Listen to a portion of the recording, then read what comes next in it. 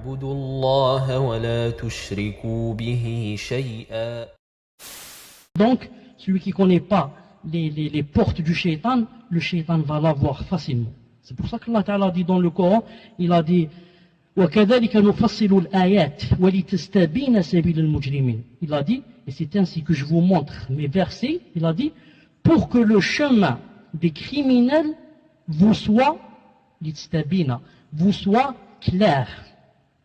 Il a dit, je veux vous montrer mes versets pour que le chemin des criminels vous soit clair. C'est-à-dire, plus tu connais le chemin des criminels, plus tu évites les criminels. Plus tu connais le mal, plus tu l'évites. Vous connaissez tous le hadith de Abu Hudayfa. Il disait, les gens ont entendu le messager, alayhi salam, qu'est-ce qu'ils faisaient? Ils demandaient au messager, alayhi salam, qu'il leur apprenne le bien. Ils allaient au messager, ils lui disaient, ô messager d'Allah, ya Rasulallah, apprends-nous le bien. Il a dit, quant à moi, je lui disais, ya Rasulallah, apprends-moi le mal. Pourquoi il cherchait le mal? C'est pas pour faire le mal, c'est pour le connaître. Quand je connais le mal, je peux l'éviter facilement. Mais quand je ne le connais pas, je tombe dans le mal. Donc, Shaitan, comme je vous ai dit quoi? Il n'aime jamais le bien. Il n'aime que nous faire du mal. Il n'aime que nous faire du mal. C'est pour ça que on raconte dans les récits d'Israël. Et les récits d'Israël, vous savez, on ne peut ni dire c'est vrai, ni dire c'est faux. L'essentiel, c'est que ça ne se contredise pas avec l'islam. Le Coran et la Sunna. Et on raconte que le shaitan est allé une fois et a dit au messager Noé, il lui a dit, écoute, moi je me suis fatigué, voilà, j'en ai marre, c'est trop des années, des milliers d'années que je suis comme ça. Il lui a dit, je vais faire tawbah, me repentir à Allah subhanahu wa ta'ala. Vraiment, j'en ai marre, ça suffit. Alors, Nuh alayhi salam a dit Allah subhanahu wa ta'ala, il lui a dit, voilà, le shaitan qui est venu me parler, il me demande comme une sorte d'intercession, hein, que je vous parle pour que, vous lui pardonniez, il veut faire tawbah. Allah subhanahu wa ta'ala a dit à Nuh, shaitan, je le connais bien, c'est moi qui l'ai créé, hein, il va pas faire tawbah.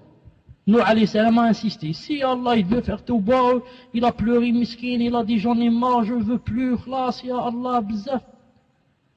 Il lui a dit d'accord, puisque tu insistes, khlas, je vais accepter sa tawbah.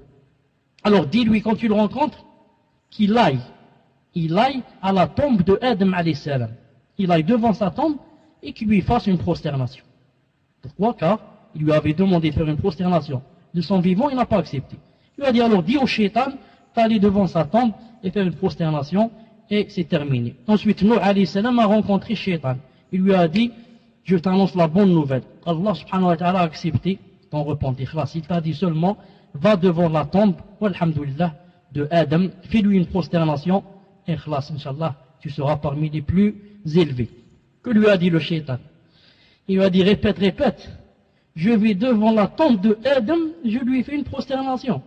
Moi, quand Adam était vivant, je ne lui ai pas fait la prosternation. Maintenant, je la lui fais alors qu'il est mort. Il dit, tu moques de moi ou quoi? Adam était vivant, je ne lui ai pas fait la prosternation. Et maintenant, mort, je vais lui faire la prosternation. Nuh a reconnu, il a dit, Allah, c'est vrai, c'est comme Allah Ta'ala m'a dit.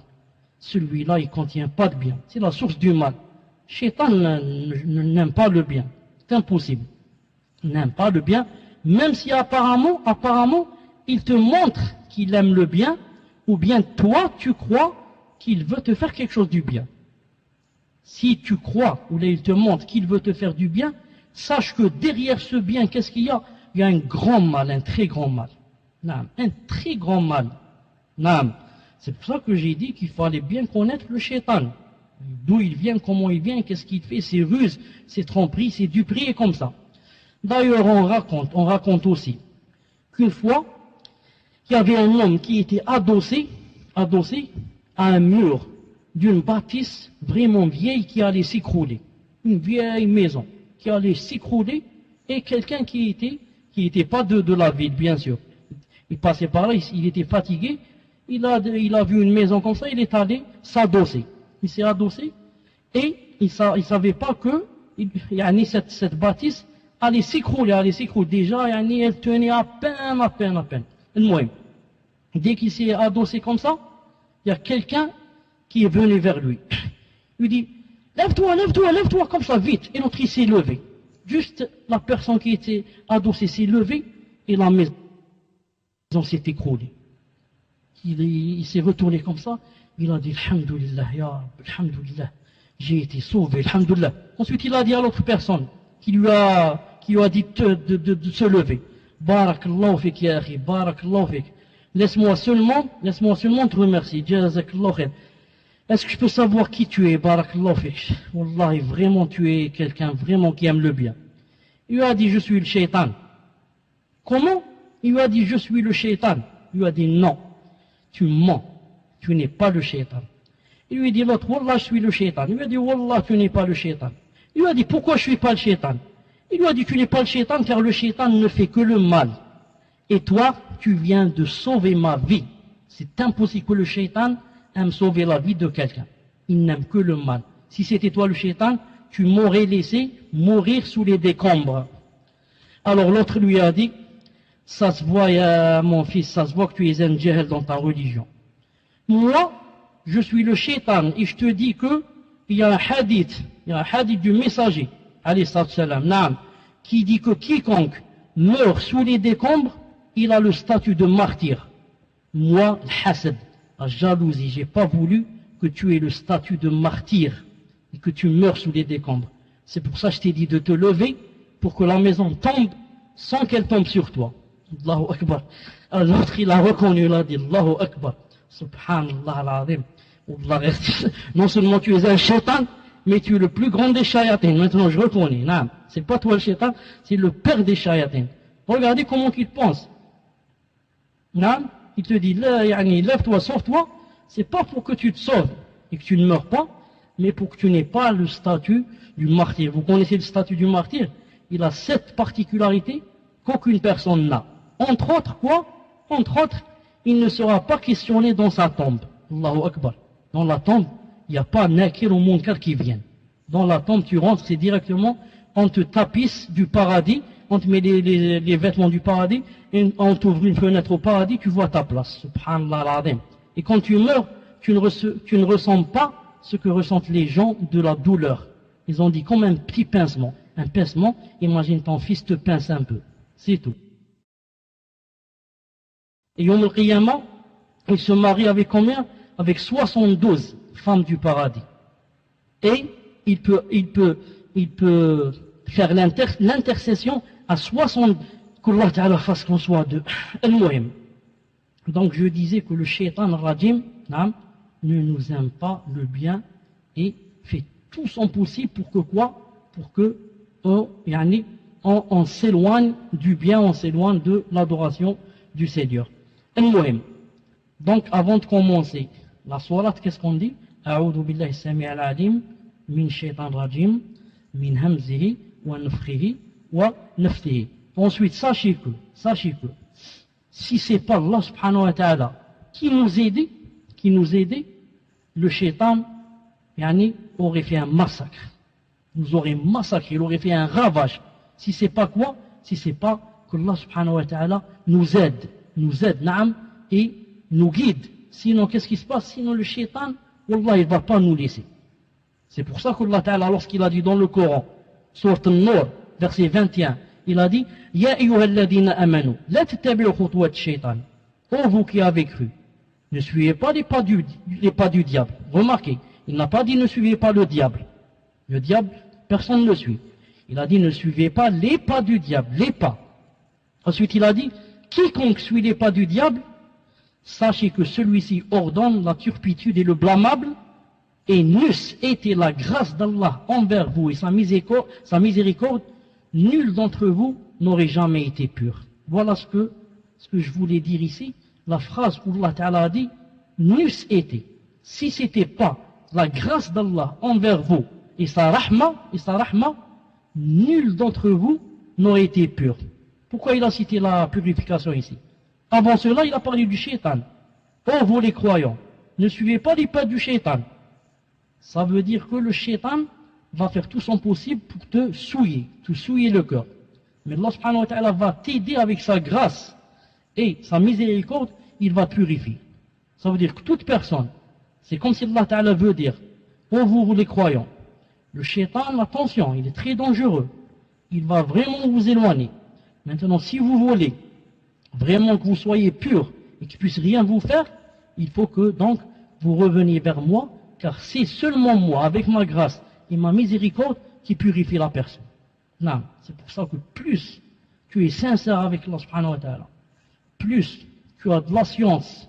Et la science c'est quoi? C'est Allah subhanahu wa ta'ala qui t'aide pour que tu l'apprennes. Regardez, nous par exemple, c'est un exemple, on est maintenant là d'apprendre et d'écouter patient. Il y en a d'autres qui sont dans des salons en train de jouer, en train de MDR, et peuvent faire qu'est-ce que tu as fait hier, quel film tu as vu, comment tu es habillé, est-ce que tu es allé à la plage, quand est-ce que tu t'es marié, qu'est-ce que vous faites, et comme ça des choses, yani, astaghfirullah, la musique. Rentrez dans les salons en islam, la musique, wallah al-adim, la musique est yani, mixte. Yani, vous pouvez dire cabaret, mais alhamdoulilah, cabaret islamique. Alhamdoulilah. Non, on ne va pas dans les cabarets, astaghfirullah. Mais islamique, alhamdoulilah. Cabaret islamique, yani, avec Safir Blue et la clique là-bas, qu'Allah subhanahu wa ta'ala nous préserve. Allah ta'ala nous préserve des chayatins qu'il y a sur les sections islamiques. Subhanallah, hasbunallah wa ni'mal wakil. Al-Muhim, je disais, wallah, si c'est pas Allah ta'ala qui t'aide, et qui fait comme un voile comme ça sur ton cœur pour l'apaiser. Wallah al-azim que on serait tous, yani, de l'autre côté, on serait tous, yani, de grands voyous et de grands, yani, qui cherchent le mal, non. La personne, elle est comme ça.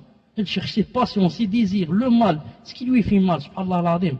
Des gens qui, des sadiques qu'on serait.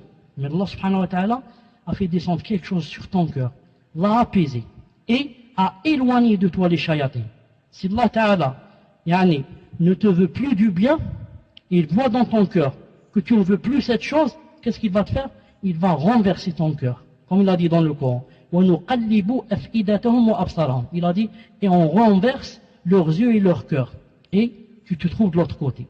Mais si Allah Ta'ala sait que dans ton cœur, il y a du bien, il a dit dans le Coran, et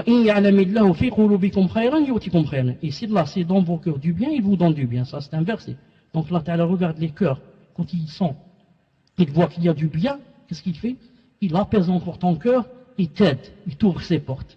S'il voit que maintenant tu ne veux pas cette chose, ça ne t'intéresse pas, tu t'en fous, tu donnes ton dos à cette chose, non, tu ne cherches que tes passions, tes désirs, alors, Allah Ta'ala c'est le plus sage, il va dire, pourquoi moi cette personne, je lui ai donné cette chose la plus chère que je puisse donner à une créature, l'iman, il khushu', alors qu'elle n'en veut pas. Pourquoi je ne la donne pas à d'autres? Il y a des milliers qui cherchent l'apaisement du cœur. Ils appellent ça. Ils ne trouvent pas. Pourquoi il y a 10 milliardaires qui se suicident? Milliardaires qui ne manquent de rien. Les dernières voitures, les villas, les palais, les piscines, ils se suicident. Il n'a pas quelque chose qui s'appelle l'apaisement du cœur. Et cet apaisement ne viendra jamais sans quoi? Sans l'islam. Sans l'adoration d'Allah subhanahu wa ta'ala sur le vrai chemin. Non. Le juif ne le sentira jamais. Le chrétien, le bouddhiste, personne ne sentira ça. Pourquoi? Ils adorent Allah subhanahu wa ta'ala, mais avec le faux. Toi, Allah ta'ala t'a donné cette chose qu'il ne donne qu'à ceux qu'il aime. Et maintenant, au lieu d'essayer de faire des doigts et de pour que Allah ta'ala te donne cette chose, qu'est-ce que tu fais? Tu montres de l'indifférence, c'est pour ça que Allah ta'ala peut nous enlever cette chose. Non, il la donne quand il veut, il l'enlève quand il veut. C'est pour ça que nous devons faire beaucoup de doigts pour que Allah subhanahu wa ta'ala ne nous enlève pas cette chose.